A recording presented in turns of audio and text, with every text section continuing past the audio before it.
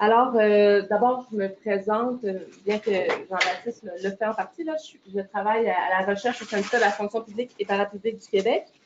Ce que je vous présente aujourd'hui, ce sont des résultats d'une recherche postdoctorale que j'ai menée au CUMIS entre 2017 et 2019. J'ai décidé de vous présenter cette conférence-là qui porte sur le rôle de l'État à l'égard des prestataires de social considérés aptes au travail.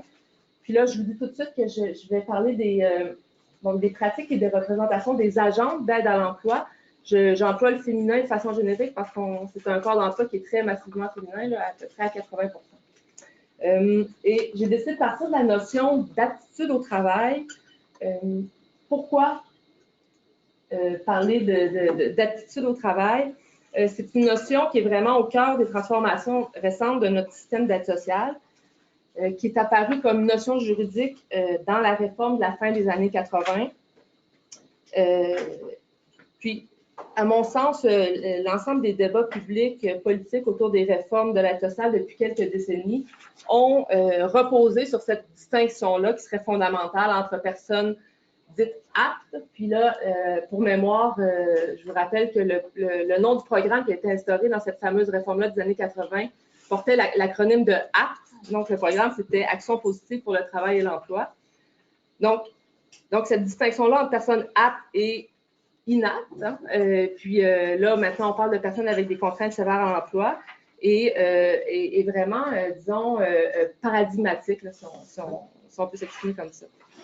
D'ailleurs, les dernières réformes renforcent encore cette distinction-là avec le programme de revenu de base qui a été, dont le projet de loi a été adopté récemment, qui va être progressivement mis en place et qui est spécifiquement destiné aux personnes avec des contraintes sévères à l'emploi.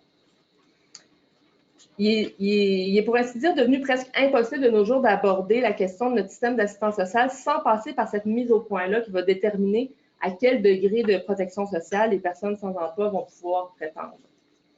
D'ailleurs, il faut bien constater que dans notre système, on consacre beaucoup d'efforts et de ressources pour trancher cette question-là de l'aptitude à l'emploi d'une personne qui dépose une demande d'aide sociale.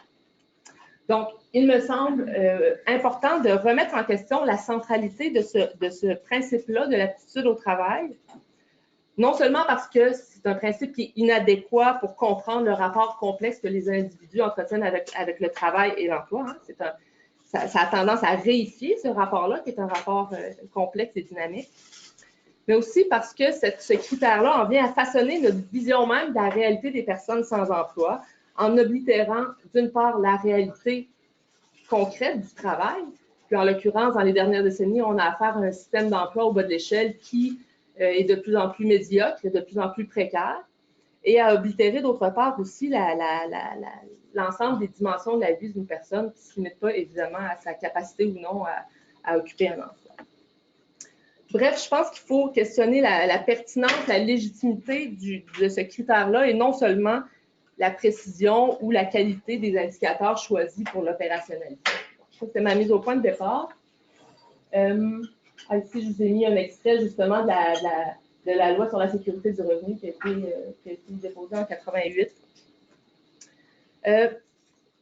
Cette notion-là d'aptitude au travail est omniprésente, bien sûr. Ça ne veut pas dire pourtant qu'il n'y a pas une certaine hétérogénéité dans la façon de le définir, dépendamment de l'endroit où on se trouve dans cette structure-là, dans ce réseau d'acteurs-là qui est l'aide sociale. Dans les termes de la loi, donc, une personne va être considérée avec des contraintes sévères à l'emploi si elle répond à certaines conditions médicales et si cette situation-là est dûment attestée par un rapport médical. Ce critère-là va distribuer les personnes dans des différents programmes. Si l'incapacité est jugée permanente, la personne va être admise au programme de solidarité sociale. Si l'incapacité est jugée temporaire, la personne va être admise au programme d'aide sociale avec une petite bonification financière pour contrainte temporaire.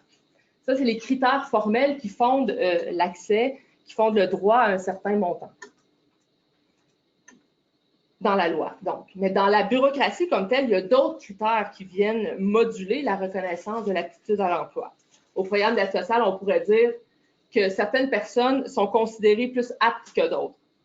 Même si, à l'aide sociale, au programme d'aide sociale comme tel, selon la loi, elles le sont toutes à être aptes à l'emploi. Par ailleurs, les définitions de l'aptitude à l'emploi que les agentes elles-mêmes, les agentes qui sont aux premières lignes au ministère, donc les définitions qu'elles portent de façon explicite ou implicite, ne sont pas non plus identiques aux définitions officielles ou bureaucratiques de l'aptitude à l'emploi. Je vais revenir là-dessus un petit peu plus loin, c'est au cœur de mon propos. Alors, c'est en ayant en tête la charge normative extrêmement forte de cette notion-là d'aptitude à l'emploi, mais également en ayant en tête que ce n'est pas une notion qui est figée non plus, que je souhaite donc poser un regard sur l'état actuel de notre dispositif d'aide sociale du point de vue des agentes. Quelques précisions méthodologiques pour commencer.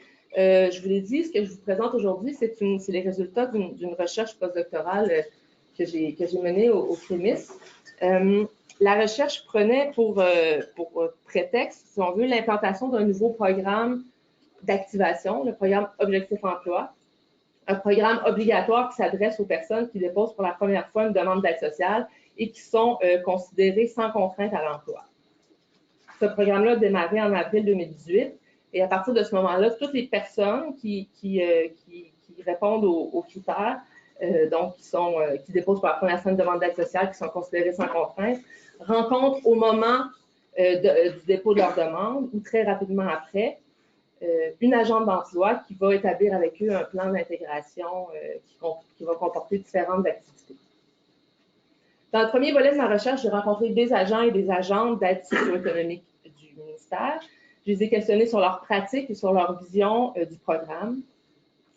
Et j'ai aussi rencontré quelques agentes d'expérience ou retraités qui ont pu me donner plus un regard rétrospectif là, sur l'évolution de l'aide sociale, mais surtout sur les transformations de leur travail au fil des ans. J'ai rencontré donc une quinzaine d'agentes et d'agents, dont 8 à 2 reprises, donc une première fois au début de la mise en œuvre du programme au printemps 2018 et une deuxième fois un an plus tard. Le deuxième volet de la recherche visait les intervenantes dans les programmes de développement de l'employabilité qui travaillent dans des organismes en entente avec le ministère. Et pour le troisième volet, j'ai rencontré des prestataires d'aide sociale sans contrainte, donc pour avoir leur perspective sur l'ensemble du dispositif, mais plus particulièrement sur le travail des agentes en particulier. Les deuxième et troisième volets donc, du projet ont été moins développés que le premier. J'ai rencontré 8 intervenantes, 8 prestataires, mais constatant que je ne pourrais pas développer et véritablement rendre justice à leur perspective, notamment, je dirais, en ce qui concerne le troisième volet, là, les prestataires d'aide sociale qui, finalement, n'avaient pas grand-chose à dire sur leur agente d'emploi, ce qui dit quand même quelque chose sur le fait que cette dimension-là occupe quand même une place mineure là, dans l'ensemble de leur vie, là, ce que j'aurais pu avoir tendance à oublier si je m'étais simplement attardée à la perspective des agents. Mais bon, j'ai quand même décidé de me concentrer sur le point de vue des agentes que j'ai davantage étoffé. Cela dit, quand même, le petit échantillon m'invite quand même à la prudence dans l'interprétation puis à éviter la généralisation. C'est bien entendu une recherche qualitative exploratoire. La présentation va être assez descriptive parce que ce sont des pratiques, les pratiques des agentes et un point de vue qui ne sont pas tellement connus et peu pris en compte, je dirais, pour différentes raisons. Dans la recherche, on s'entend. L'une d'entre elles, c'est la difficulté énorme qu'il y a au Québec à étudier les pratiques gouvernementales à cause de la fermeture des milieux gouvernementaux à accueillir la recherche indépendante. Ça, j'insiste là-dessus. Sinon, par ailleurs, il y a évidemment la loi sur la fonction publique qui est très contraignante pour les fonctionnaires qui sont tenus à un devoir de réserve et de loyauté envers leur employeur, qui limite grandement leur liberté de parole. Alors, c'est une parole à laquelle on a difficilement accès. Malgré tout, je pense que le savoir pratique des agentes est précieux pour, d'une part, comprendre les transformations de l'État et, d'autre part, aussi pour imaginer la façon dont on peut améliorer les politiques publiques, les politiques sociales. Vous comprendrez également que de par mes fonctions au SFPQ, au syndicat de la fonction publique, j'ai eu l'opportunité de me familiariser aussi avec la réalité de travail des agents qui sont représentés par mon syndicat, donc qui sont membres de notre syndicat. Donc, ce que je vous présente, c'est de façon prioritaire, évidemment, les résultats de mon étude sur Objectif Emploi, mais évidemment, mon propos va se nourrir aussi de mon expérience au syndicat depuis plusieurs années, de mes rencontres avec des agentes dans différents contextes, de mes connaissances de transformation du travail que j'ai acquises auprès d'elles et d'eux. Ma présentation va prendre en partie la forme d'un parcours au sein des services publics d'une personne qui demande de l'aide sociale.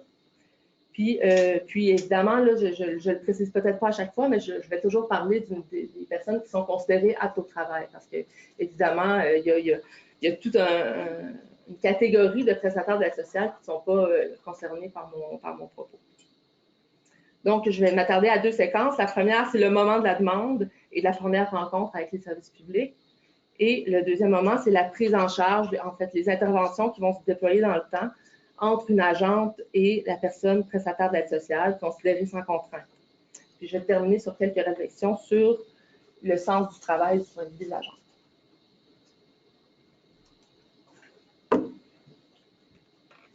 D'abord, je vais préciser quelques éléments qui sont peut-être pas connus du grand public ou pas tellement connus sur la façon dont sont structurés les services dans un centre local d'emploi.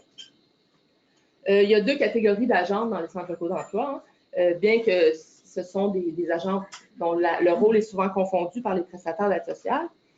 Et même si c'est des agents qui appartiennent au même corps d'emploi, elles ont le même titre, en fait, ce sont des agents d'aide socio-économique. Il y a les agents d'aide sociale, donc les agents d'aide financière qui s'occupent du volet financier, et il y a les agents d'emploi. Et ces deux catégories d'agents-là travaillent en parallèle dans les centres locaux d'emploi, dans les CLE. Les agents d'aide financière et les agents d'emploi sont souvent séparés physiquement, leurs systèmes informatiques sont distincts, ne communiquent pas entre eux. Puis, dans plusieurs régions, il n'y a tout simplement plus aucune agente d'aide financière dans les bureaux locaux, dans les CLE.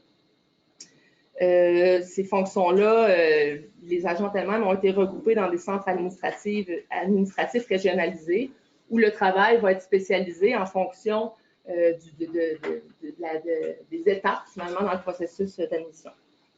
Il y en a aussi un grand nombre qui ont été rassemblés dans des centres d'appel. Maintenant, la première ligne d'information pour l'aide financière, ça passe par les centres d'appel. Donc, sauf exception, même quand elles sont encore présentes dans les CLE, les agents d'aide financière ne rencontrent plus en personne les demandeurs d'aide financière. Ça, c'est très important de le rappeler. Le nombre de dossiers attribués à chaque agent a augmenté parallèlement à l'administrativisation, on pourrait dire, de leur travail, puis aux coupures de personnel qui ont été constantes dans les dernières décennies. Leur travail à l'aide financière comme telle consiste essentiellement à évaluer l'admissibilité des personnes aux différents programmes d'aide financière et aux prestations spéciales, de demander les pièces requises, de faire le traitement administratif et tout changement à la situation personnelle de la personne, statut familial, revenu, déménagement, etc. Ça, c'est l'agent d'aide financière qui s'occupe de ça. Disons qu'on a récemment appris qu'une nouvelle étape allait être franchie dans cette administrativisation et parcellisation du travail à l'aide financière avec un tout nouveau projet au ministère qu'on a appelé la gestion partagée de la prestation de services. Alors, bientôt, les agents d'aide financière n'auront plus ce qu'on appelle dans le milieu de caseload, c'est-à-dire leur propre dossier. D'ici quelques années, le ministère projette de faire un grand bassin avec tous les dossiers d'aide sociale et les agents vont être amenés à travailler, à faire des opérations à la pièce dans chacun des dossiers. Alors là, je dirais que c'est comme une étape de plus dans la logique de la nouvelle gestion publique, lean management, etc., là, mais une étape de plus dans la déshumanisation à la fois du travail des agents et également du rapport là, de l'État avec les prestataires d'aide sociale pour le volet financier. On va aussi, évidemment, du point de vue des travailleuses, vers une intensification accrue du travail, puis un contrôle accru et éventuellement peut-être vers l'automatisation de ces processus-là qui sont vus comme essentiellement administratifs. Ça, c'est pour les agents d'aide financière. En ce qui concerne les agentes d'emploi, elles sont responsables des mesures de développement de l'employabilité. Et mon enquête, donc, a porté essentiellement sur le travail des agentes d'emploi parce que ce sont elles qui ont hérité, finalement, du travail d'intervention, d'accompagnement qui a complètement été retiré aux agentes d'aide financière qui avaient à une certaine époque un contact beaucoup plus soutenu avec les prestataires.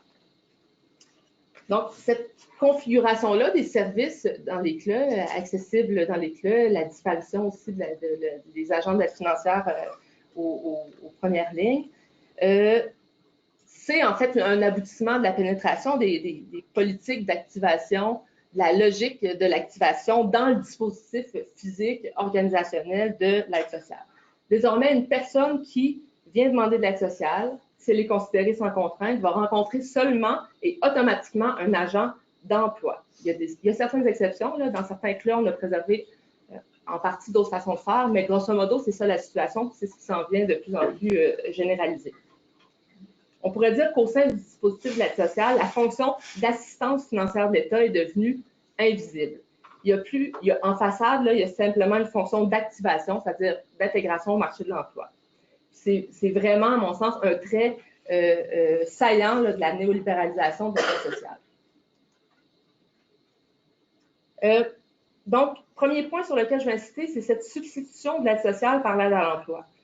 Puis, plusieurs citations, extraits d'entrevues vont agrémenter mon propos, mais je vais les mettre à l'écran, mais je vais aussi les lire là, pour faciliter la compréhension pour tout le monde.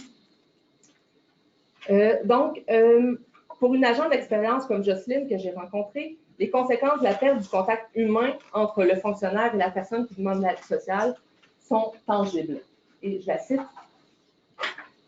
La connaissance de la clientèle s'est perdue avec le fait que les agents d'aide sociale sont devenus des agents qui traitaient uniquement l'administratif de l'aide sociale.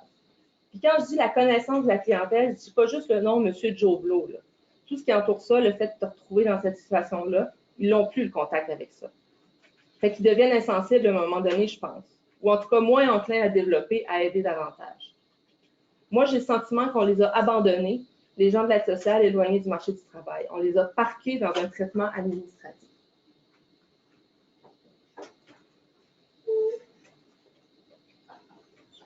Pour René, un autre agent d'aide financière, l'augmentation de la charge de travail a aussi un impact sur la possibilité pour les agentes et les agents d'aller au-delà de l'administratif. Il dit, tu n'as plus le temps, c'est une chaîne de montage. Il faut que tu opères un dossier à l'autre, il faut que ça roule. Tu n'as plus le temps de voir le dossier dans son entièreté, puis voir c'est quoi la problématique du client, puis son histoire sociale. Tu ne peux plus. D'ailleurs, les agents d'aide financière ont des cibles d'annulation de dossiers. Hein. Il faut voir aussi qu'il y a toute une gestion par les statistiques qui est faite là, dans le ministère. Donc, elles ont des cibles d'annulation de dossiers, souvent pour cause de non-conformité. C'est la façon la plus facile d'annuler des dossiers. Un document qui n'a pas été fourni, par exemple, c'est souvent la première étape pour annuler un dossier. Dans la logique comptable de la nouvelle gestion publique, la performance donc se mesure en termes d'économie d'argent et de moyens. René, encore une fois, me dit, en parlant d'un client, le vocabulaire clientéliste est omniprésent aussi, on le voit dans les extraits.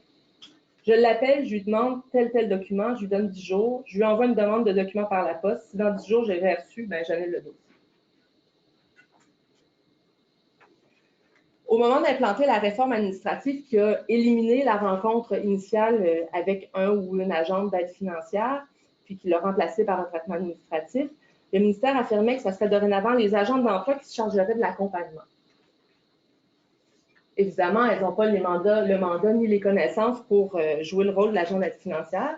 Leur mandat, c'est de faire de l'évaluation de la situation d'employabilité de la personne et de la diriger vers des mesures ou des programmes qui vont l'aider à intégrer ou réintégrer le marché du travail le plus rapidement possible.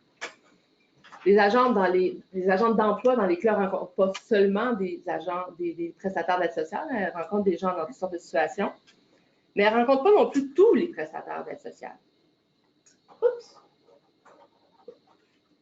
Dès le départ, il y a un premier tri qui se fait sur la base du degré d'employabilité présumé de la personne.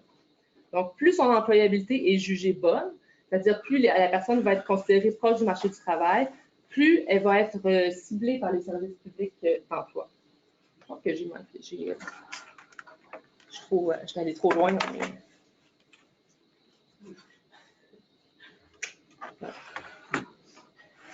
Désolée pour les personnes qui s'occupent de la technique. Donc, comme je vous disais, dès le départ, il y a un premier tri qui va se faire sur la base du degré d'employabilité de la personne. Ce tri-là, il n'est pas fait par les agentes elles-mêmes. Hein. elles n'ont pas le pouvoir de choisir quelles personnes elles vont rencontrer dans la majorité des cas, je dirais. Par exemple, si tu déposes pour la première fois une demande d'aide sociale, tu vas être identifié comme potentiel objectif emploi, tu vas être rencontré par une agent. La logique derrière cette intervention rapide-là, puis là, je reprends les termes du ministère, c'est d'éviter qu'une personne réalise une entrée passive à l'aide sociale et qu'elle développe une dépendance à l'aide financière de dernier recours. C'est vraiment cette logique-là de file d'attente inversée. Hein. Plus tu es proche du marché du travail, plus tu vas être la cible de l'intervention des services publics d'emploi. C'est la même logique derrière l'approche dite de l'intervention renforcée dans les clubs.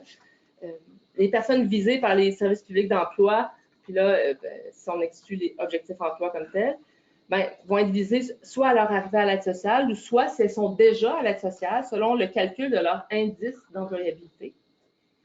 Puis ça, c'est un indice qui est calculé de façon informatique avec différents critères. Les critères les plus importants, c'est la durée cumulative de l'aide sociale, à l'aide sociale. C'est même pas les caractéristiques socio-démographiques de la personne qui entre le plus en ligne de compte. Si tu as un historique de plusieurs années à l'aide sociale, tu vas coter très faiblement dans ce système-là. Donc, tu ne risques pas d'être visé par les services publics d'emploi. En revanche, les personnes ciblées vont être prises en charge par une agente pendant au moins 1 an. Pour celles qui sont admissibles à Objectif Emploi, qui vont être inscrites à Objectif Emploi, ça va être un suivi intensif et obligatoire. On sait que c'est un programme obligatoire.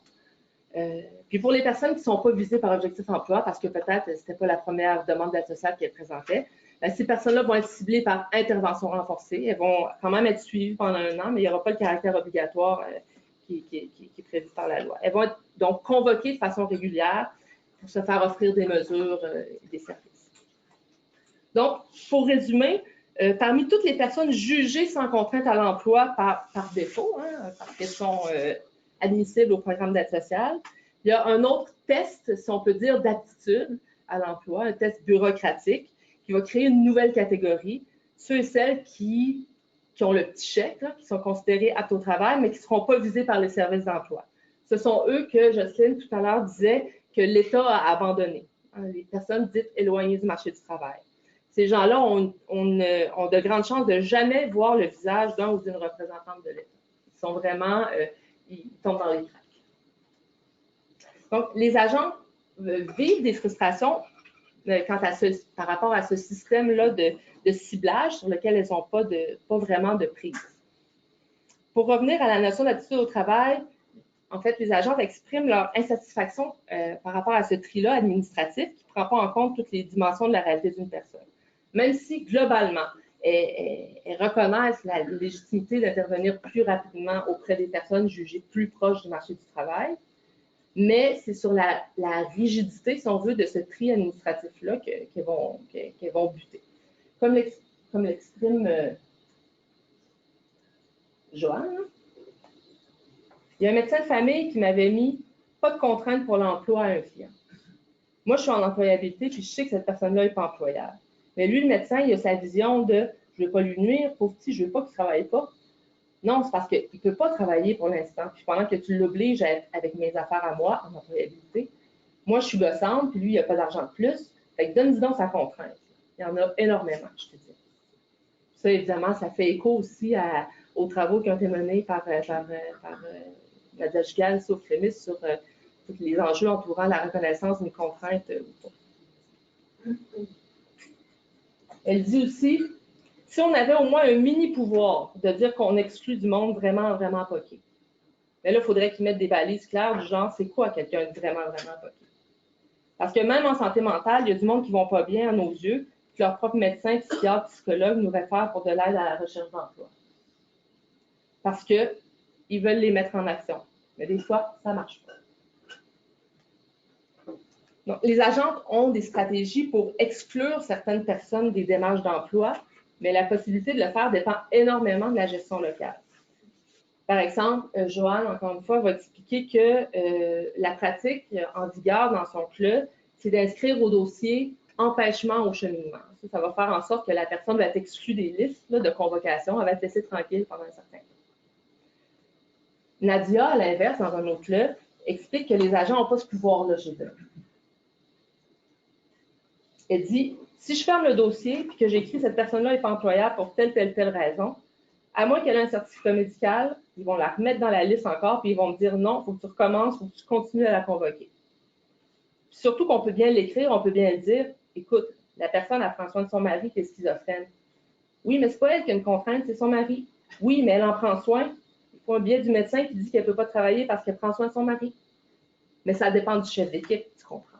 Ça dépend du chef d'équipe dans la mesure où c'est le chef d'équipe qui reçoit dans les bureaux le plus de pression pour l'atteinte des cibles aussi. Alors, tout ça, évidemment, n'est pas indifférent à la gestion par les statistiques. Avec le programme Objectif Emploi, les agents ont encore moins de marge de manœuvre pour exclure quelqu'un qu'elles jugent incapable d'entreprendre des démarches d'emploi. La stratégie, c'est plutôt de les inscrire dans le volet développement des habiletés sociales, hein, qui est un des 3 volets dans lesquels les agents peuvent inscrire une personne. Les autres volets, c'est recherche d'emploi ou formation. Développement des habiletés sociales, c'est devenu dans les faits une catégorie fourre-tout que les agents utilisent pour éviter d'imposer des mesures d'employabilité à une personne qui juge que ce n'est pas approprié pour elle. Après 1 an du programme, il y avait environ le tiers des personnes inscrites à Objectif Emploi qui étaient classées dans la catégorie développement des habiletés sociales. Bref, après la distinction initiale entre personnes avec et sans contrainte à l'emploi, il y a d'autres classements qui s'ajoutent, donc toujours en fonction de l'aptitude présumée à l'emploi et qui, dans les faits, vont déterminer la nature et l'intensité de l'intervention des services publics d'emploi auprès des personnes sur l'aide sociale. Toute cette séquence-là est, pour ainsi dire, invisible aux yeux des prestataires, qui souvent, d'ailleurs, ne font pas à prime abord la différence entre un agent d'aide financière et un agent d'emploi. Un petit peu d'eau. La première rencontre avec une agente est une entrevue d'évaluation où l'agente va exercer son jugement d'employabilité et qui va déterminer donc les mesures qui vont être offertes à une personne. Ce jugement va dépendre de plusieurs facteurs et également peut-être d'abord des dispositions personnelles de chaque agent. Fred, par exemple, me dit, on pourrait être 4 agents, rencontrer le même client puis avoir 4 parcours différents. C'est selon ton analyse, les questions que tu poses, jusqu'où tu vas. D'ailleurs, les témoignages recueillis au sujet du programme Objectif Emploi témoignent d'une extrême variabilité entre les agents. Certaines agentes vont référer pratiquement personne dans le volet de développement des habiletés sociales. D'autres agentes vont y envoyer la majorité de leurs clients.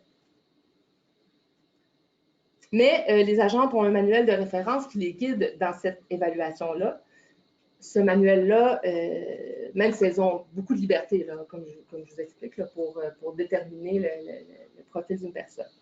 Ce manuel-là est sans surprise structuré en fonction de l'identification des lacunes individuelles des personnes dans leurs attitudes, dans leurs valeurs, dans leur comportement. Je dis sans surprise parce que la notion même d'employabilité implique un focus sur l'individu, tout comme le rôle d'agent d'emploi aussi découle de l'irruption du paradigme de l'employabilité dans l'État. Cette fonction-là, donc, d'agent d'emploi consiste à chercher dans les caractéristiques individuelles la cause et les solutions au non-emploi. En contexte de plein emploi, je dirais les agents sont encore plus poussés à concentrer leur évaluation sur les dispositions personnelles des personnes, étant donné qu'on aurait on en aurait fini là, avec le chômage frictionnel. Donc, les agents ne remettent pas en question cette notion-là d'employabilité, évidemment, qui soutient la définition même de leur fonction d'agent d'aide à l'emploi.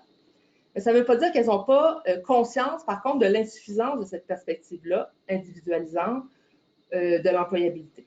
Donc, là, cependant, lorsqu'elles émettent un doute sur l'inadéquation entre le diagnostic d'employabilité et la réussite d'un processus d'intégration, elles sont, par contre, en porte-à-faux avec la logique des services publics d'emploi. J'ai un extrait pour...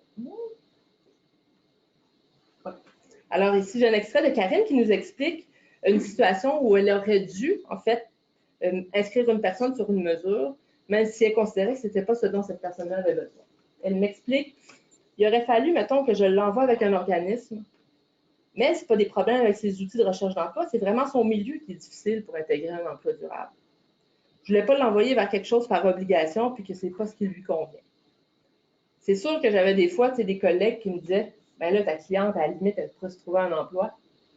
Elle avait de l'expérience en service, dans la restauration. » Mais en même temps, ce qu'elle me disait, puis je trouvais que c'était quand même un bon point, c'est que si elle commençait à travailler à temps plein dans quelque chose qui n'était pas son domaine, elle allait perdre ses acquis et elle n'aurait pas le temps pour continuer à se perfectionner à la maison. Donc, pour vous dire que cette tension-là, elle existe dans l'expérience quotidienne des agentes, mais la logique institutionnelle les pousse quand même continuellement à envoyer les gens sur des mesures et finalement, parfois, à ce qu'on appelle dans le milieu, les envoyer faire de l'occupationnel. L'évaluation, d'ailleurs, l'évaluation de la performance des agentes repose notamment sur leurs statistiques de mise en mouvement. Ça, c'est encore une fois, je répète, ce n'est pas mon expression, c'est l'expression du ministère. Donc, leurs statistiques de mise en mouvement, c'est-à-dire le nombre de personnes qui vont être inscrites à des mesures ou à des programmes. Alors ça a un impact positif sur leur évaluation. Les agentes que j'ai rencontrées m'ont toutes dit, par contre, qu'elles arrivaient à faire abstraction de ces cibles-là pour se concentrer sur leur travail d'intervention. En fait, d'une certaine manière, elles substituent aux critères formels leurs propres critères professionnels qui concernent en premier lieu la pertinence de leur intervention, mais qui ne sont pas non plus complètement imperméables aux catégories technocratiques. Elles les reprennent dans leur discours, mais elles les investissent d'un sens un petit peu différent.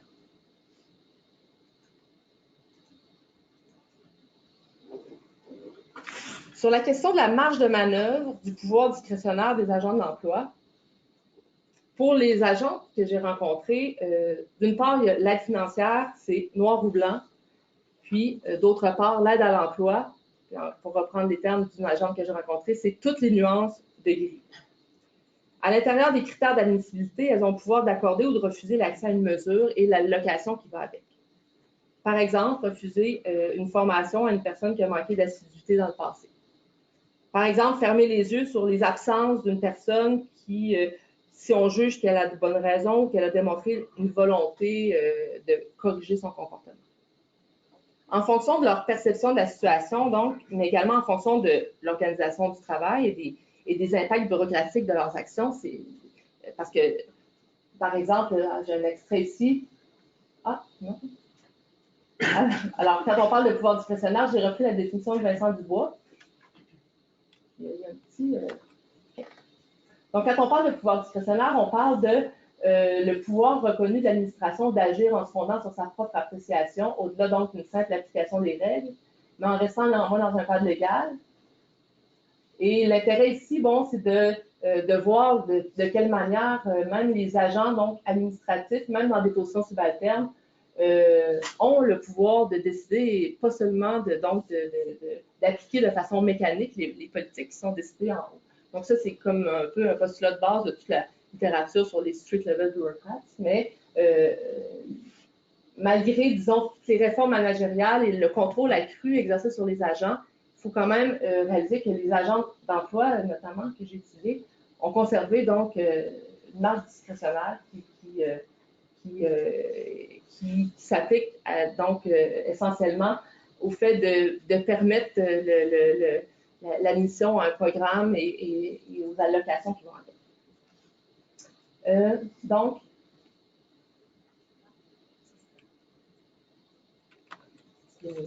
sensibilité? Oui.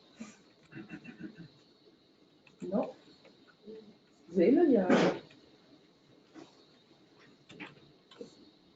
OK. On va le laisser là.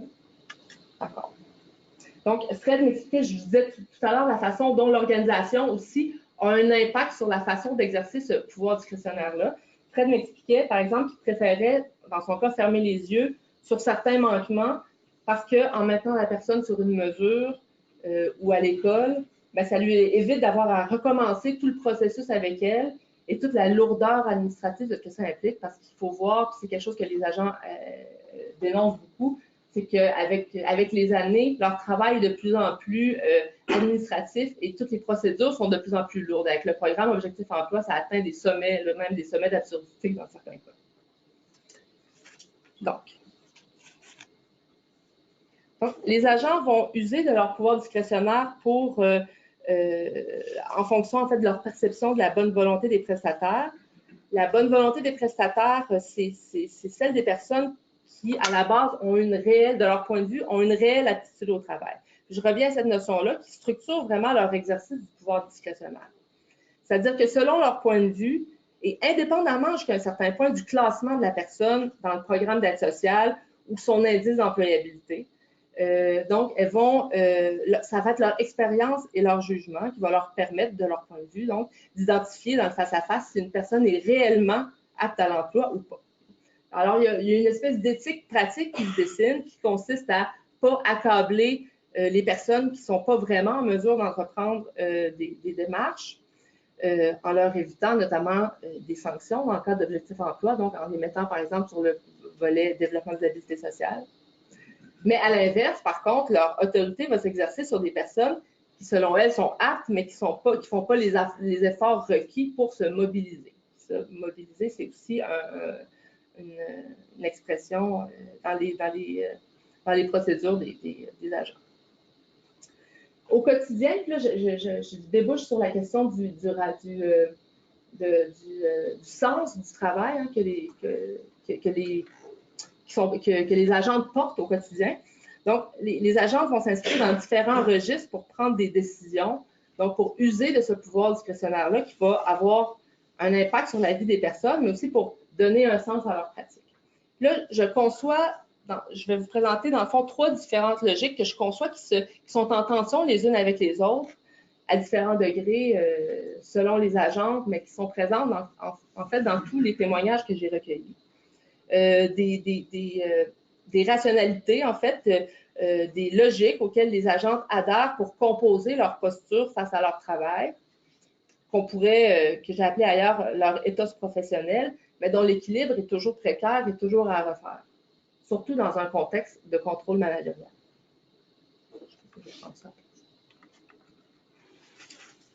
Donc, premièrement, le registre de l'administration publique. Les agents se voient comme des représentantes de l'État. Elles réfèrent aux valeurs de l'administration publique en termes de bonne gestion des fonds publics, d'équité dans l'attribution des allocations, d'obligation de moyens de la part de l'État. Comme le dit Jocelyne encore, moi, la fonction publique, ce que je lui ai toujours reconnu comme valeur, c'est sa neutralité. Moi, je n'ai aucun intérêt à t'en donner plus à toi qu'à toi. Ça ne m'enlève rien, ça ne me donne rien. Moi, je veux juste faire un bon travail. Par exemple, les agents mettent souvent en contraste leur neutralité dans l'orientation vers des mesures ou des programmes avec des organismes qui sont en rapport contractuel avec l'État, qui sont considérés souvent comme des sous-traitants et qui inscrivent à répétition des usagers dans leur propre service. Hein, c'est un effet pervers du mode de financement des organismes par entente de service. Mais dans le registre de l'administration publique, donc dans cette logique-là, le sens de leur travail est tout de même fortement ébranlé par des injonctions, des règles qui sont contraires aux valeurs qui s'associent justement aux valeurs de l'administration publique. Par exemple, l'iniquité entre les régions dans les règles d'accès aux formations, les différences de traitement entre différentes catégories de prestataires, par exemple les gens qui sont à objectif emploi et les autres catégories, les sites de performance sur lesquels elles n'ont pas de pouvoir, puis également la variabilité de l'accès aux mesures selon les budgets. Par exemple, quand j'ai rencontré Nadège en 2018, elle me disait que nous, présentement, dans notre club, on est vraiment serré là, au niveau du budget, fait qu'on refuse beaucoup de jobs. Mais ce n'est pas le fait de refuser des gens qui me dérangent parce qu'on applique les critères, puis les gens qu'on aide, c'est ceux qui en ont le plus besoin. Tu sais, on fait juste rapetisser. C'est juste que peut-être que dans 6 mois, là, ben, ils vont se rendre compte que là, c'est correct dans le budget, fait que là, on va ouvrir les vannes. Fait que là, un client que tu as refusé 6 mois avant, ben là, tu vas l'accepter. C'est pire quand c'est l'inverse, en fait. C'est ce qui est arrivé en septembre 2017. On acceptait tout le monde. Fait que là, tu as des clients qui te disent « Ouais, mais pourquoi tu m'as dit oui il y a 3 mois, puis tu me dis non maintenant? » C'est difficile à justifier. Je trouve ça dole que les personnes aient à subir à cause d'une question de budget instable. La logique de l'activation, donc le rôle des agents dans cette perspective-là, le rôle des agents, c'est d'amener les gens à changer leur comportement, leur attitude face à l'emploi. Je pense que Fred a eu l'expression qui reflète le mieux cette perspective-là. À la question que je lui posais, comment tu me décrirais ton travail? Il me répond, en gros, moi, je vois ma job comment faire pour aider la personne pour qu'elle ait les outils dans un premier temps pour être capable de devenir sa propre petite agence de placement. Je dirais que c'est une logique qui est dominante dans les politiques, qui transparaît dans le langage des agents et qui témoigne d'une certaine vision de l'individu, d'une part, et d'une certaine vision du rôle de l'État, d'autre part. L'individu activé, puis là, c'est une traduction libre d'une définition du chercheur canadien. L'individu activé est continuellement et intensivement engagé dans la recherche d'emploi, dans la préparation à l'emploi ou dans l'acquisition de compétences liées à l'emploi. Le rôle de l'État à travers le service public est donc de susciter le développement de ces dispositions-là chez les individus. Le gouvernement individualisé des conduites, selon l'expression de Dubois, c'est vraiment ça. Mais malgré son caractère presque hégémonique, le registre de sens propre de l'activation est également menacé tous les jours dans le quotidien des agents, parce que l'idéal type de l'homo economicus qui sous-tend vraiment cette logique-là de l'activation est continuellement contredit par la réalité auquel les agents sont confrontés. Donc, elles sont confrontées à des situations où les mesures d'employabilité ne permettent pas nécessairement aux gens d'améliorer leur sort. Elles peuvent également être désemparées face au peu de motivation et d'assiduité des personnes qui, visiblement, ne voient pas toujours l'intérêt de persévérer dans des programmes qui sont parfois, comme je disais tantôt, de l'occupationnel. Mais elles sont aussi devant des situations complexes et des difficultés qui ne se résument pas à un déficit d'employabilité.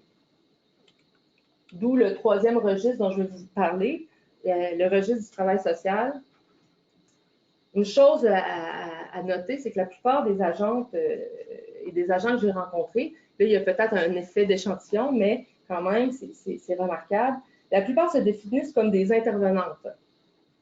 D'ailleurs, la majorité d'entre elles, de celles que j'ai rencontrées, ont une formation en travail social ou en intervention. Mais elles disent toutes être limitées dans leur capacité à travailler d'autres choses que l'employabilité dans le cadre de leur travail et de, pour reprendre une expression d'une d'entre elles, de sortir du carré de l'emploi. Le registre de l'expertise relationnelle est mobilisé par elles pour résister aux prescriptions managériales qui menacent le sens de leur travail, particulièrement dans les cas qu'elles jugent plus lourds, avec des personnes avec un plus grand nombre de difficultés, lorsque l'aide à l'emploi apparaît clairement insuffisante. L'arrivée d'Objectif Emploi, d'ailleurs, apporte quelque chose de nouveau à cet égard-là, parce que le nouveau programme les force, les oblige à rencontrer et à suivre des personnes qui autrement n'auraient pas été dans le radar des services publics d'emploi. Par exemple, des personnes en situation d'itinérance, par exemple, des personnes en situation de crise de santé mentale, par exemple. Avec Objectif Emploi, non seulement l'agence les rencontre, a l'obligation de les rencontrer si ces personnes-là n'ont pas de diagnostic médical à présenter, mais elle doit leur trouver des activités. Alors, je vous ai parlé tout à l'heure du volet de développement des habiletés sociales dans lequel ces personnes-là sont généralement inscrites. Donc, cette nouvelle situation-là, en lien avec le programme Objectif Emploi, il y a plusieurs agences qui voient ça comme une occasion de faire plus d'interventions psychosociales. Il y en a qui trouvent ça positif. Il y en a d'autres qui trouvent ça embêtant. Mais ça les confronte aussi toutes aux limites de leur rôle en tant qu'agente d'emploi. Et même, ça amène plusieurs d'entre elles à réfléchir à une autre façon de penser les services à offrir dans les clubs, dans l'optique de répondre aux besoins réels des personnes en collaboration avec d'autres acteurs et actrices du réseau de la santé et des services sociaux. Je vais donc terminer sur deux citations à propos de cette ouverture-là vers une redéfinition peut-être du rôle de l'agent d'emploi comme une agente, qu'on pourrait dire une agente d'accueil au service public. C'est une proposition. Mais en tout cas, il y a un germe de ça qui est clairement ressorti dans mon étude. Première citation. Je trouve qu'on manque un petit peu de moyens. Parfois, il y a des gens très désaffiliés, pas de médecins, qui auraient besoin d'être pris en charge par un psychiatre, médecin, où on n'a comme pas d'entente de service vers des organismes communautaires qui ne sont pas nos partenaires, donc qui ne sont pas des partenaires, qui ne sont pas des organismes en employabilité. Ce serait le fun qu'il y ait une passerelle qu'on pourrait référer au CLSC. Des fois, on se trouve un peu démunis. Parce qu'on est quand même attaché au bureau, on ne peut pas sortir. Puis des fois, j'ai l'impression, j'ai des clients en tête qui auraient vraiment besoin d'être accompagnés, mettons, pour aller chez le médecin, puis ils ne font pas la démarche seuls parce qu'il y a trop de stress, trop d'anxiété. Fait que je me dis, moi, si je pouvais y aller avec eux, ça serait vraiment idéal. Puis ça compléterait bien le service. Parce que ces gens-là, ils vont venir nous voir par nécessité parce qu'ils ont besoin avant tout d'une aide financière. Puis des fois, ils ne vont pas aller ailleurs. Fait qu'ils n'ont pas le choix de venir nous voir, puis nous, on est là, mais on ne peut pas trop sortir de notre cadre.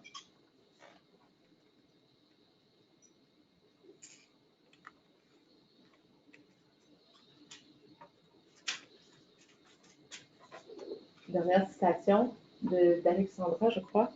Je suis très utopique là, mais si on était capable d'avoir un lien, un pôle avec la santé, un pôle avec la justice, un pôle avec pas juste un médecin, mais avec un psychiatre, de créer une équipe multidisciplinaire.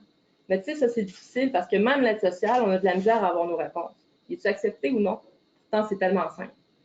Ça serait tellement un projet charnière, innovateur, puis je pense que tout le monde pourrait y trouver son compte. Alors, ça complète. Je pense que j'ai dépassé un petit peu mon 40 minutes, mais je vous remercie de votre attention.